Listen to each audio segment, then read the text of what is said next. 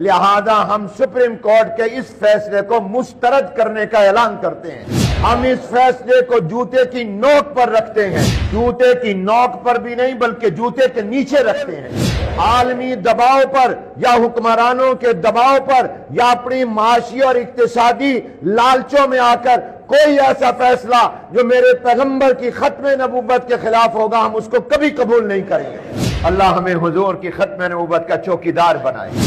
Supreme court کے اس فیصلے نے پورے ملک میں بے چینی، اضطراب پیدا کر دیا ہے کہ سپریم کورٹ خود اپنے اس فیصلے کو واپس لے لے، ورنہ پاکستان کے کروڑوں عاشقان مصطفیٰ سپریم کورٹ کو اپنا فیصلہ واپس لینے پر انشاءاللہ مجبور کر دیں گے۔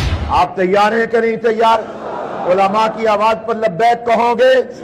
حضور کی محبت میں باہر نکلنا پڑا تو نکلو گے؟ جان دینی پڑی تو جان دو گے؟ وہ یہ کہ 2 دن پہلے سپریم کورٹ نے ایک فیصلہ مرزائیوں اور قادیانیوں کے حوالے سے دیا۔ آپ حضرات جانتے ہیں کہ ختم نبوت یہ اسلام کا بنیادی اور اساسی عقیدہ ہے۔ ختم نبوت کا معنی یہ ہے کہ جناب نبی کریم رحمت عالم حضور اکرم صلی اللہ علیہ وسلم صرف نبی نہیں بلکہ اللہ تعالیٰ کے آخری نبی اور پیغمبر اور رسول ہیں۔ اب قیامت تک حضور علیہ السلام کے بعد کوئی نبی نہیں آئے گا، نہ ذلی نہ بروزی، کسی قسم کا کوئی نبی نہیں ہوگا۔ جو بعض قسمیں بناتے ہیں جبکہ قسمیں کوئی بھی نہیں ہے۔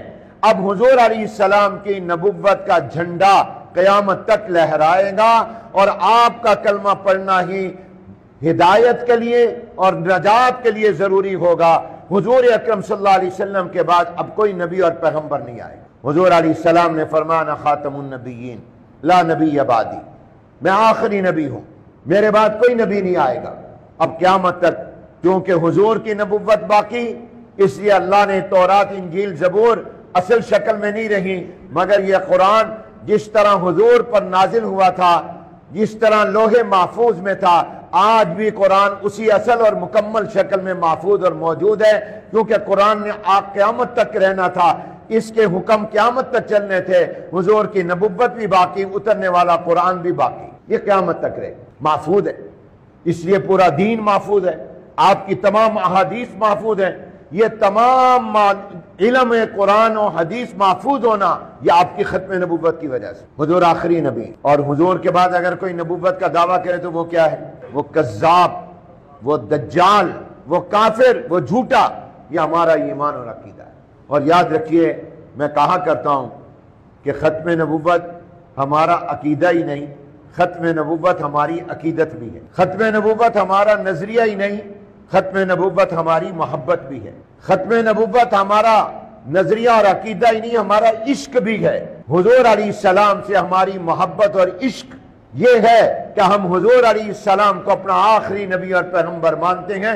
حضور کے بعد نبوت کا دروازہ بند ہو گیا۔ یہ ہمارا عقیدہ بھی ہے، عقیدت بھی ہے، یہ ہماری محبت بھی ہے، ہمارا عشق بھی ہے حضور اکرم صلی اللہ علیہ وسلم۔ اور اس پر بڑی طویل تاریخ ہے قربانیوں کی اور جد و جہد کی، کہ ہمارے پنجاب میں پاکستان بننے سے پہلے قادیان بھی پنجاب تھا، یہاں ایک شخص مرزا غلام احمد نامی، اس نے نبوت کا دعویٰ کیا، نعوذ باللہ کہ میں نبی ہوں۔ تو ہمارے مسلمانوں نے، اکابر نے، علماء نے ہر دور میں بتایا کہ حضور علیہ السلام کے بعد نبوت کا دعویٰ کرنے والا نبی نہیں، کذاب اور جھوٹا اور کافر اور دائرہ اسلام سے خارج، اور اس کے ماننے والے بھی کافر اور دائرہ اسلام سے خارج۔ اس پر بھی بڑی طویل قربانیاں دیں، بہت سے لوگوں نے جانیں دیں۔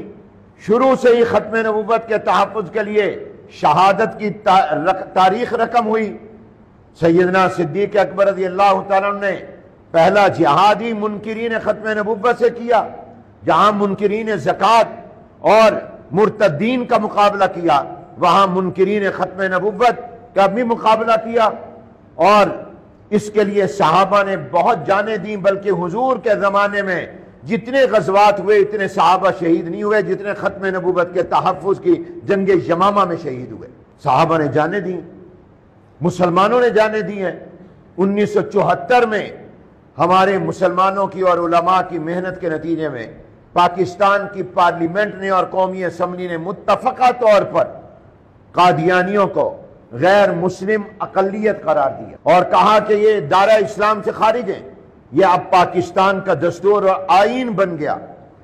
قرآن و سنت کی روح سے تو منکرین ختم نبوت کافر تھے ہی، پاکستان کی پارلیمنٹ نے بھی متفقہ طور پر بیک زبان پوری پارلیمنٹ نے کہا کہ جو حضور کو آخری نبی نہ مانے اور ان کے بعد کسی شخص کو نبی مانے وہ کافر ہیں اور دائرہ اسلام سے خارج ہیں۔ اس کے بعد ضیاء الحق مرحوم کے زمانے میں 1984 میں غالباً امتناع قادیانیت آرڈیننس آیا، کیونکہ آج تک قادیانیوں نے پارلیمنٹ کے اس فیصلے کو قبول نہیں کیا، مانا نہیں، عدالتوں کے فیصلوں کو نہیں مانا۔ وہ اب بھی اپنے آپ کو مسلمان کہتے ہیں اور مسلمانوں کو دھوکہ دیتے ہیں، گمراہ کرتے ہیں۔ تو پھر یہ قانون آیا، آرڈیننس آیا کہ یہ اپنے لیے اذان کا لفظ، نماز کا لفظ، ہمارے کلمے کا استعمال اور شاعر دین جتنے بھی ہیں اسلام کی پہچان، یہ ان کو استعمال نہیں کر سکتے، یہ دھوکہ دیتے ہیں اسے۔ یہ پابندی لگا دی گئی۔ یہ اپنی عبادت خانے مسجد کے طرح نہیں بنا سکتے، اس کو مسجد کا نام نہیں دے سکتے، یہ ملک کا قانون ہے۔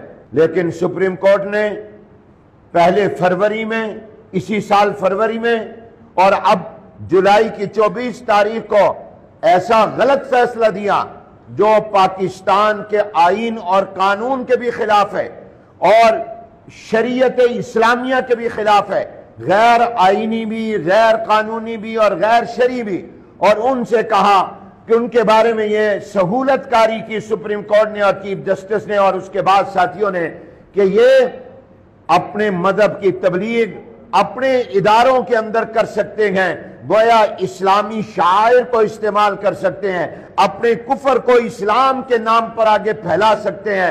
اپنے لوگوں میں چار دیواری میں ہی نہیں کہا بلکہ نجی اداروں میں بھی کہا اور تبلیغ کی بھی اجازت دی ہے۔ یہ سپریم کورٹ کا فیصلہ